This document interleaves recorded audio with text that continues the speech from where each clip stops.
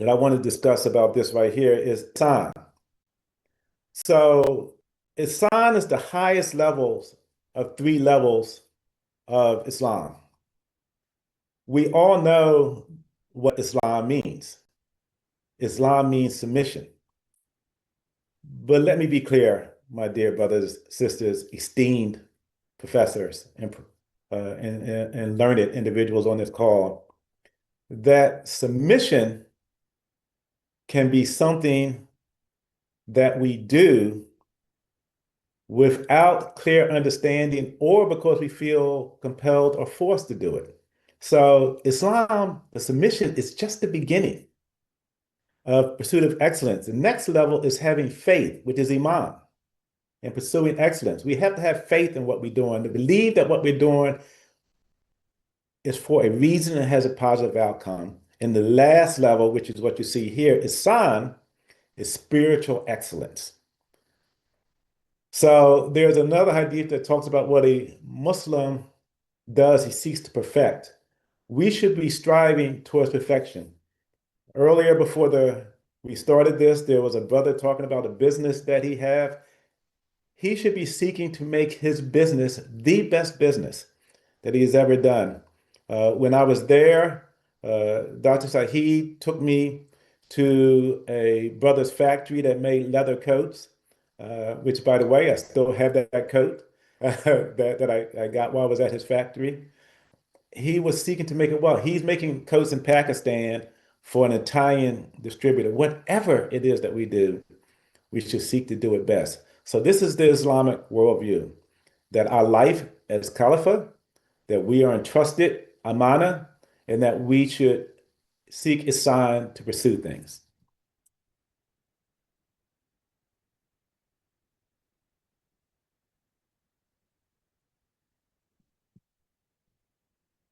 So along with that, there's an ethical foundation in Islam that shapes how we conduct business.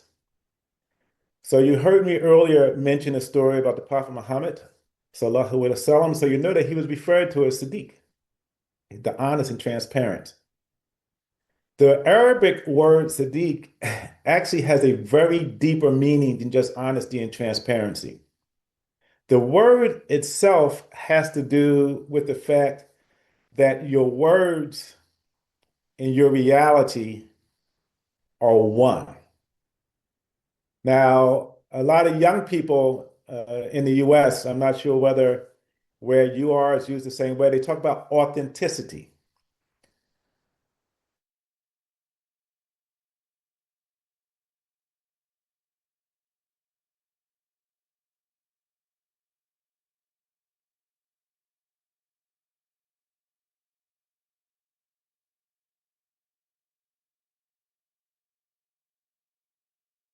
Involved in that we develop reputations for being Sadiq, which goes right into Adl, which deals with justice, fairness, and giving each person their due without excess or deficiency.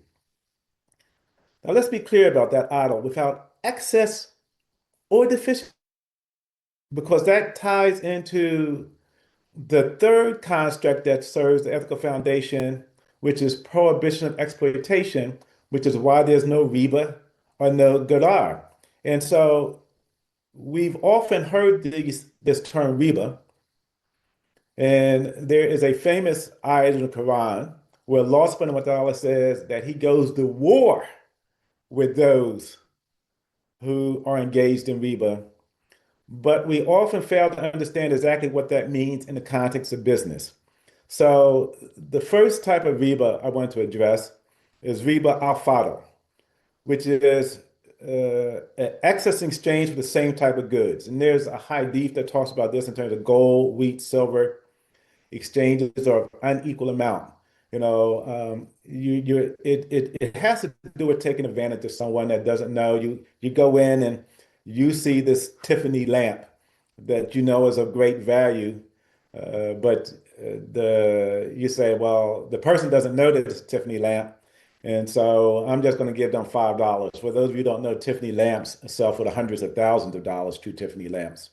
And so we want to be sure that we're exchanging of equal amounts. We don't want to engage in that type of riba. There's also what you run up against in most modern economies now is riba al-nasiya, and that's the increase taken in extending the term of a loan or delay of payment. This is the typical interest payments that is charged on things. So in the US, for example, you often take out a 30-year loan on a house. And in order to do that, you pay interest for 30 years, which is often double the value of the house. Or if you buy a car, you buy it on interest, or you use credit cards and you pay on interest. This is not permitted in Islam. And so that also leads to a much lesser talked about thing, which is garar.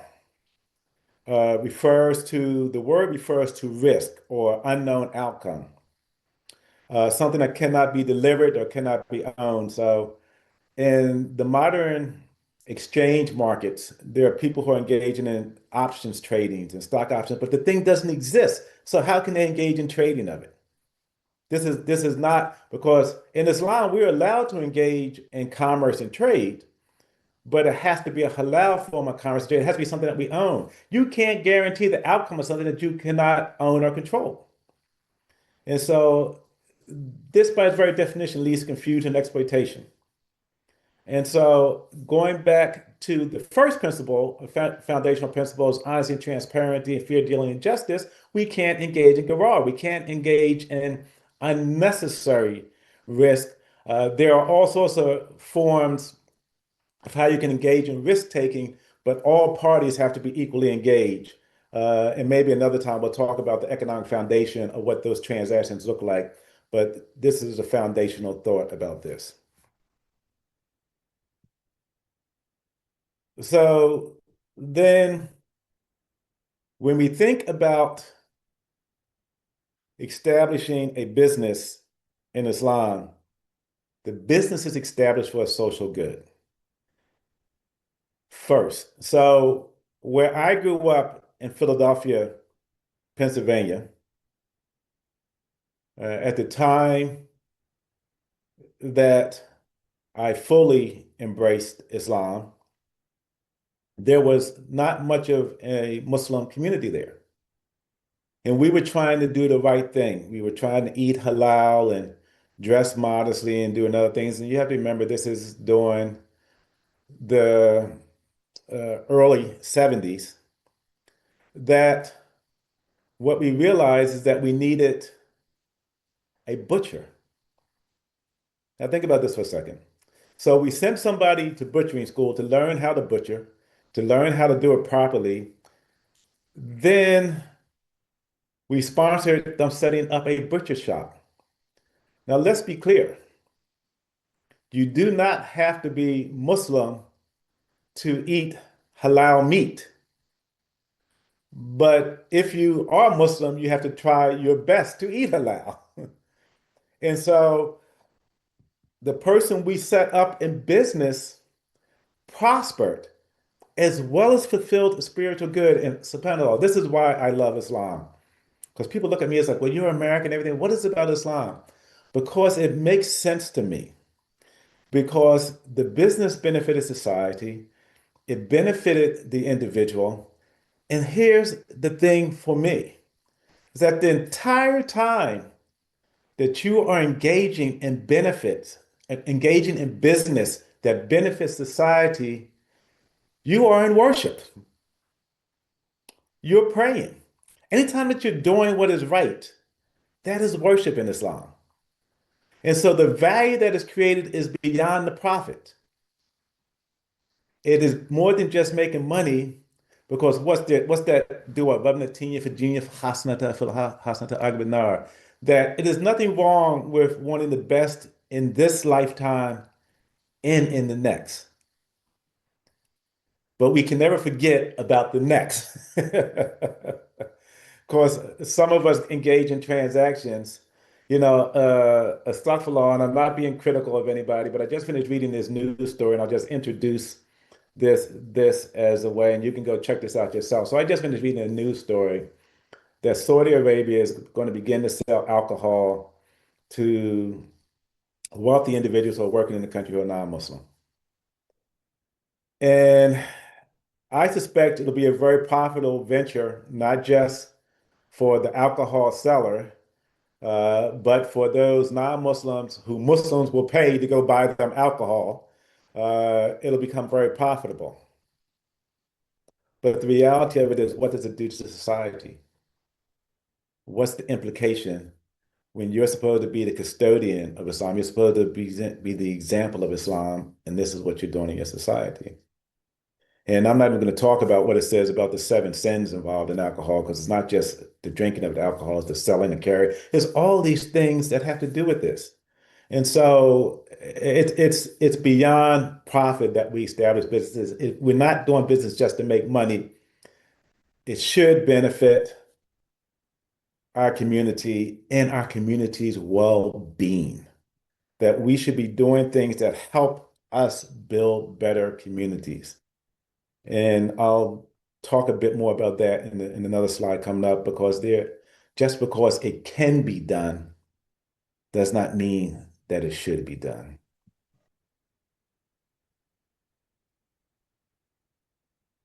We find ourselves in an era of innovation, and Islam has always encouraged creativity. Let's be clear. And a lot of us know about the so-called golden age of Islam. Quite frankly, I'm hoping that a number of us are working to create another, because you cannot drive your car going forward, at least very quickly, if you're always looking backwards. I say that it is time for Muslims to be at the forefront of innovation, but that innovation has to be done within a certain context. And just because it can be done doesn't mean it should be done. So we should be using our skills to society to uplift. And let me give you an example. This is a real example. In the United States, you can find a website for almost anything. And I don't know if they're still there. I used this as an example in the class a couple of years ago, and I haven't been back to check to see whether it's still there. There was a website, a dating website, that was set up to introduce married people to other people so they can engage in zina. Innovative? Sure. Creative? Sure. But does it provide societal uplift? No. It doesn't move or uplift the society to where it needs to be. And thereby, all innovation has to be within ethical limits. I am concerned, even though I am a big supporter of artificial intelligence and virtual reality. We just did a presentation here in Winchester that was in collaboration with the Islamic Society of Winchester. And this is a wonderful thing. Alhamdulillah, I got a chance to introduce non-Muslims to see Islam in action and what was going on. But I also know that virtual reality can be used for other things that I'm not going to spend my time talking about. Okay, so what we're doing is balancing innovation within ethical limits, and just because it can be done should not necessarily be done. Allahu Akbar. One of the things that we have to realize as the foundation of our decision making is the Quran and the Sunnah of the Prophet Muhammad Sallallahu Alaihi Wasallam. This is the foundation of our decision making. Without that foundation, just like a house that is built on sand without proper foundation, everything else crumbles. So it is important for you to have a strong foundation. And then it can inform your decision making about what is right and what is wrong. Because Allah subhanahu wa ta'ala, in all his mercy, first judges us by our intentions. I believe that most of you are aware that if you intend to do a good deed and are not able to carry it out, Allah subhanahu wa ta'ala gives you the benefit of doing that good deed. If you intend to do a bad deed and you don't carry out, Allah subhanahu wa ta'ala wipes it clear. Allah is forever merciful and compassionate. And so it is our intention that drives our outcomes. It is our ability to engage in proper intentions, but understand proper intentions, we have to understand the Quran and Hadith as foundational documents. And then in consultation and shura, uh, the U.S., particularly right now in the U.S., likes to pride itself on being a great democracy. India does also like to pride itself on being a democracy. But what I tell you is that the Islamic model of shura and consultation represents a proper model because you're acting in consultation with individuals who are doing things, not just a small, wealthy, well-connected group of people. That you're looking at things from a perspective about how do I increase and make this better? And then that risk taking and trust. The are taking risks, aware of taqwa law, fear of Allah, but also something that I like to talk about. And I see my dear brother Zafar Jawed is on this call. I'll be giving a khatib this Friday, and I want to talk beyond just taqwa law. I want to talk about Habibullah, having love for God, because we will do far more and go to far greater lengths for love than we will for fear. So, but that is that risk taking grounded in trust. There's an old Arab expression that says, trust the law, but tie your camel. But be aware that you're taking risks and that is there, and that's what's going on.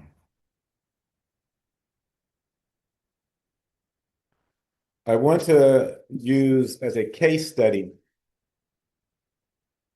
a person that has meant so much to me, who has been an uncle to me, is Dr. Yaqub Mirza. Because I'm going to show you a clear example of what an Islamic entrepreneur looks like, which is different than what a Muslim entrepreneur looks like. Why do I say this? So before I even talk about instead, and again, Allahu A'lam, I'm not denigrating anybody. But when I was in Nigeria, I got a chance to meet with Dangote, who is arguably the wealthiest man on the African continent. Oil refinery. But the reality of it is, and we'll talk about this when we talk about how to teach this, is that do the actions that he engages in, and again, I'm not in a position to judge, I'm just using this as an example because we identify people as being Muslim, and they're cultural Muslims. You were born into Islam, but they don't, anyway. The ideal is that because somebody does something, what are the examples that we should be looking at? And so the examples that I want to mention is Dr. Yaqub Mirza. He co-founded the International Institute of Islamic Thought, a organization that was set up to propagate an Islamic worldview. He co-founded the Manna Mutual Fund Trust. In disclosure, I sit on the board of directors there, Manna Mutual Fund Trust.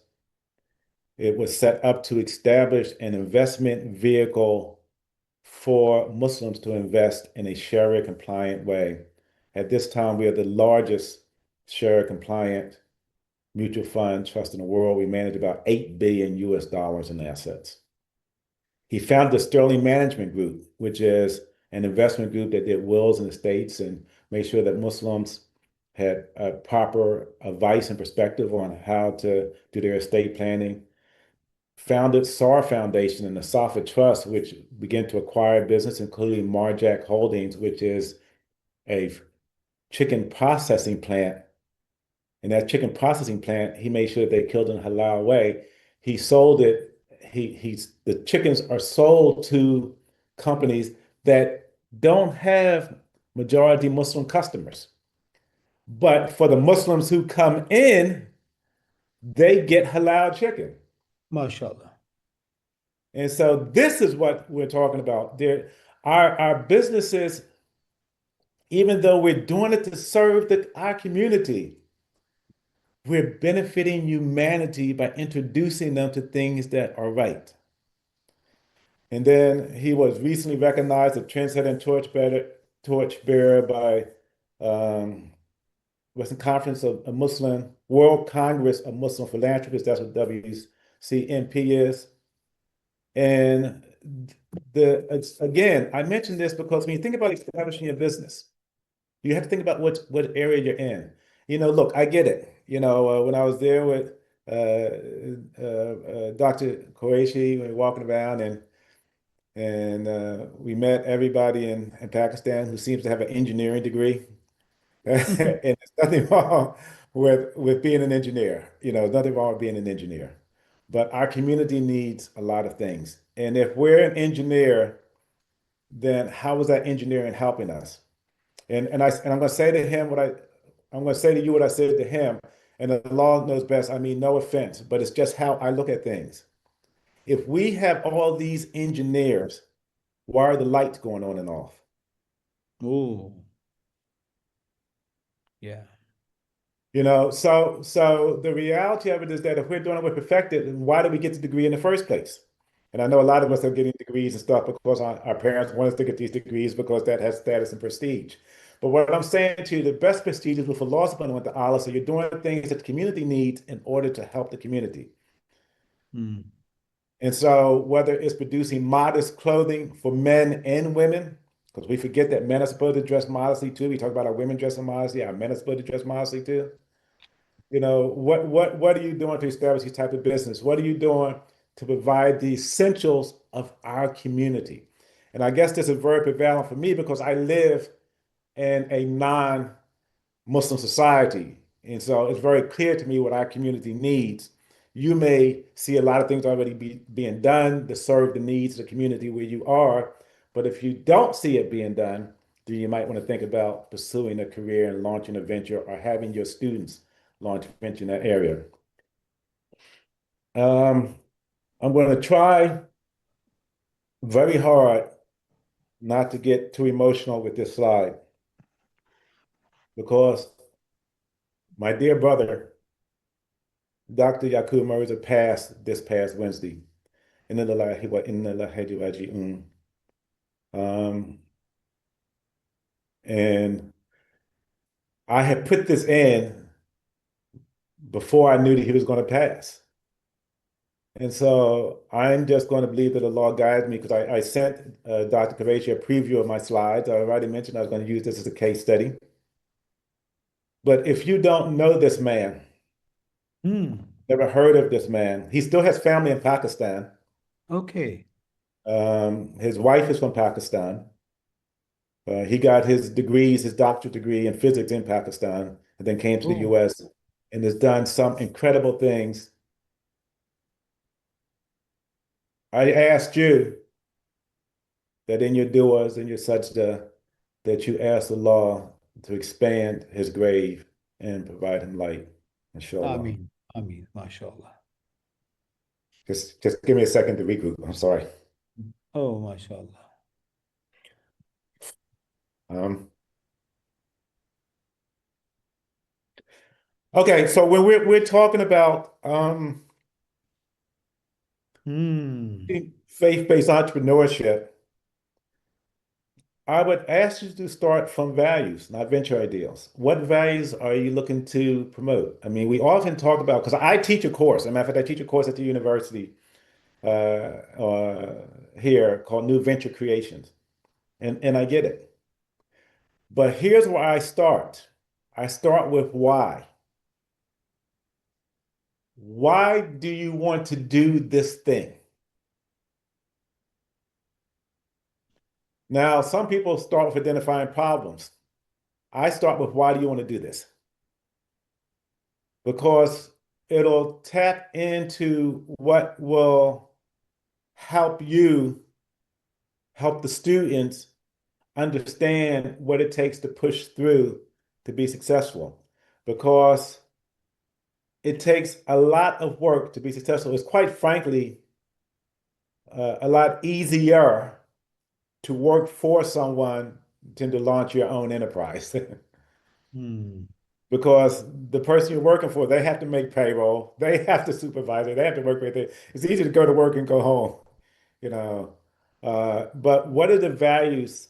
So start with values. Hmm. It's okay to talk about values.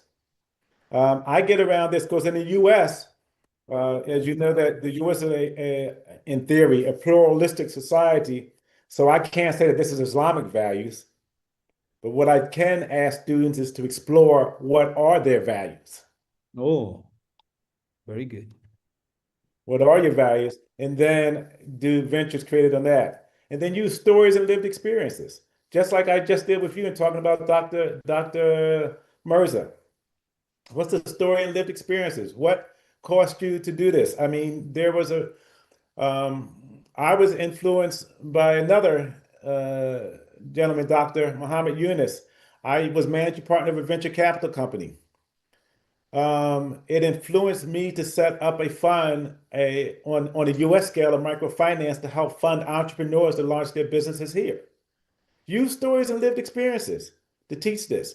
Because often when we teach out of a textbook, particularly a textbook that is not rooted within our cultural context, students either can't see themselves in that context or don't understand the underlying values and they go off, and we have misdirected students because we have not grounded them properly.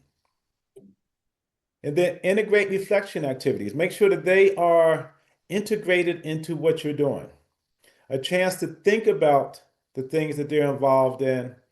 Because often when we're busy, we just are going and going and going and going and going, that we don't take time to think. And so this is part of how we teach this. In classroom activities, we can look at value identification exercises. So again, using that negative example of stuff Florida offered earlier, what are the values identified in that example where somebody sets up a website that says that this is okay to do this, versus a value identification exercise that says what is it in the Amana Fund, for example, why don't we invest in banks? Because of the constructs around riba. So do this, role plan ethical dilemmas, simulations. I used to have students do an exercise. What happens if you are a business owner? And I'm gonna make this relevant to this population, inshallah. I'm going to change some of the things around. That um, my dear brother, Dr. Qureshi, goes to collect on the account. He's new, he's coming into the firm, he's going in as part of his training development. And then he leaves that person's enterprise. And then the person calls my office and says, if you want to maintain my business, never again send that jihadi to my office. But this is how some people talk. Yes? Said, never send this Muslim to my office. Never send this person with this beard to my office. What do you do? And I'm not going to give you the answer to that, but think about the implications.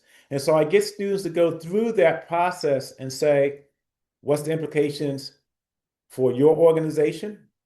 What do you do? What's the implication for Dr. Qureshi if he can't do his job because people don't like him just because? And so it's worth exploring. And the business model building with Islamic principles. So I built my venture capital company based upon Islamic principles. Is that we had to have shared risk.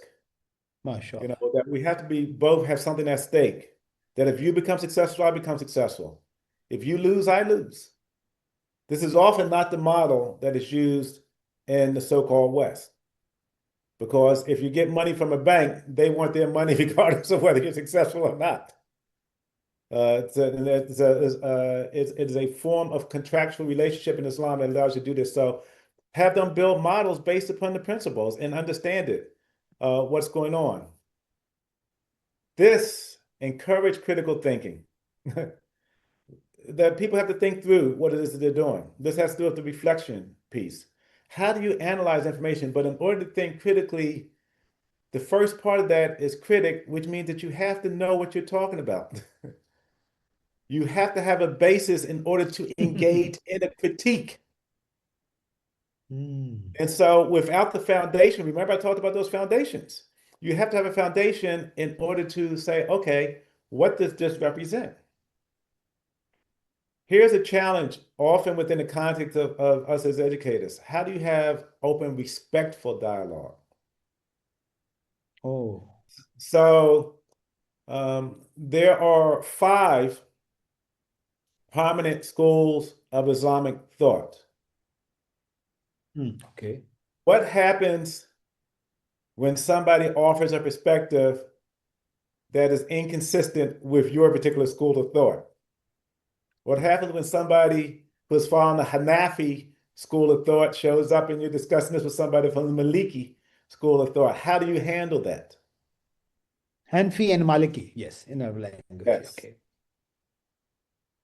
And so support respectful dialogue around this, because in the absence of respectful dialogue, people shut down.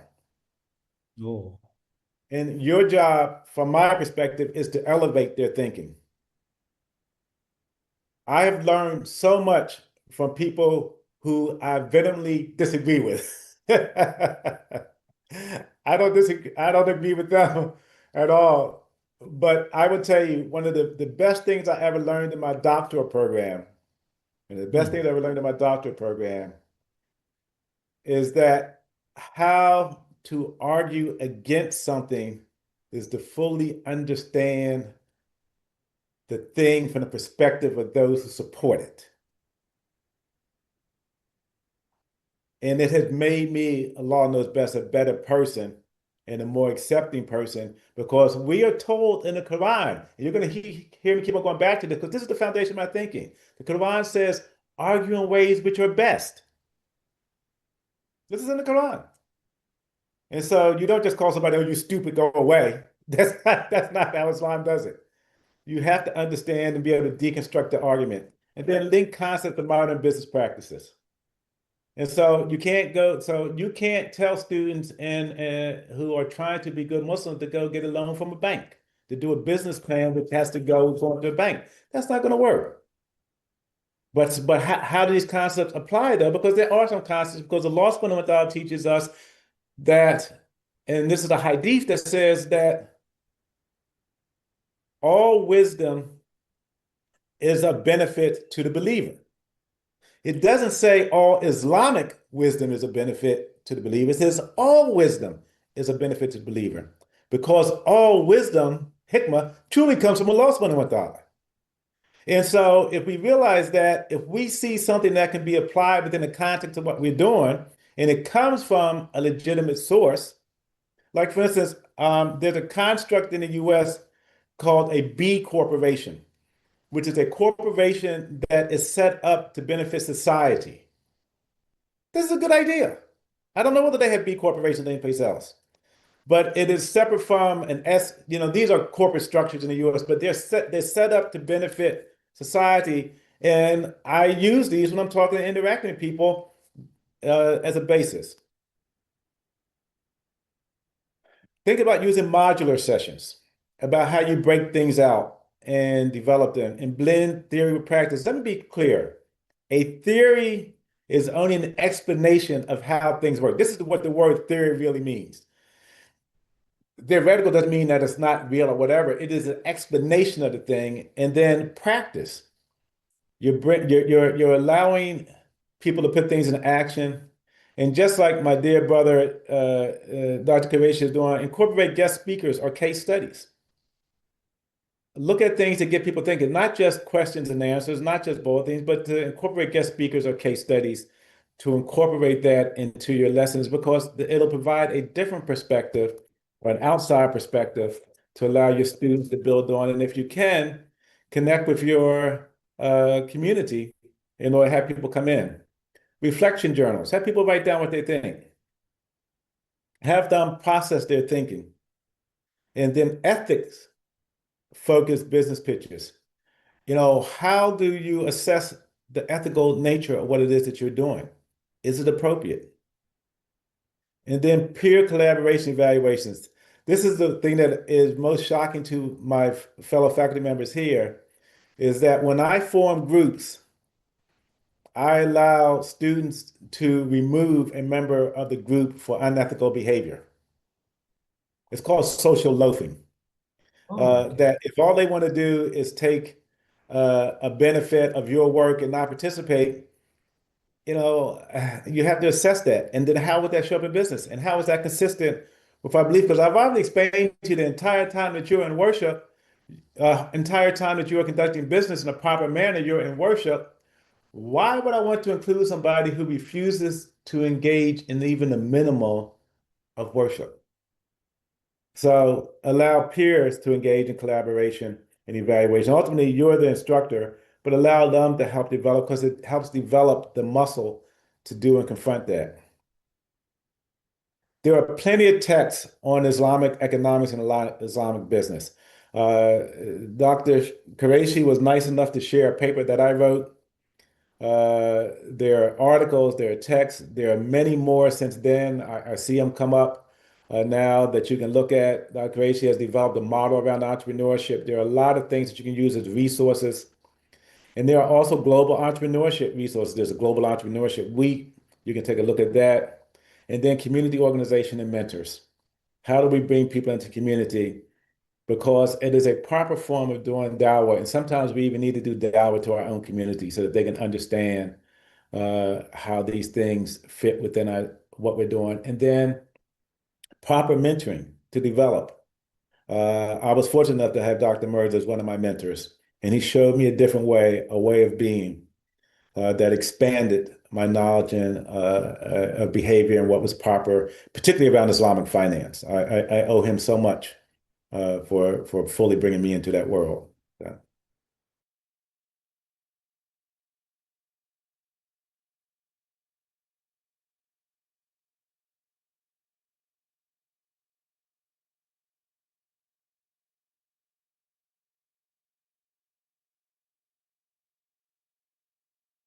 Sometimes not having money is sometimes better than having money at times. I'm not talking about being able to live, but it's just not as easy as people think. Oh, if I get rich and make money, everything's gonna be all right. There's a whole set of issues that come because remember, even the money that we're given is entrusted to us. And so now we've been given more, just like the knowledge that's been given to me is entrusted to me. It becomes what you do with it. You just can't hold on to it and hoard it. So entrepreneurship grounded in faith creates purpose. Islamic ethics guide responsible enterprises. It is good to be known as a responsible, ethical person in your business because what it is that establishes a model. This is how we transform. This is how Islam spread. Matter of fact, this is how Islam initially spread through merchants and traders, and people began to look at why is this person this way? Why is that person that way? Why aren't they doing these things? Because they're acting out of ethical principles, and it allows them to be guided uh, by a righteous example. And it's your job as faculty to help students integrate values and actions. And I want to expand on that just for 1 second, which is that all actions are rooted within a set of values. You just have to decide which values you choose to represent when you're doing this. So with that, Barakallah Fikum, blessings for you for being here today. If you wish to be in contact with me, I can be found uh, Much. at these meetings.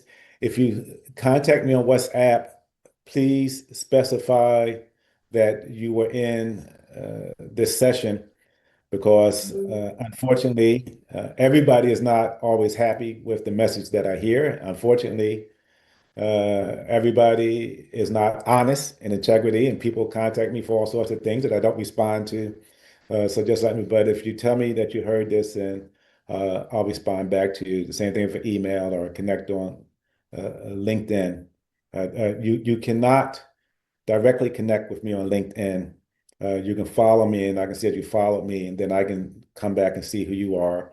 Because again, we find ourselves in a time where people like to impersonate, or I get solicited for all sorts of things that I don't want anything to do with. But other than that, you're welcome.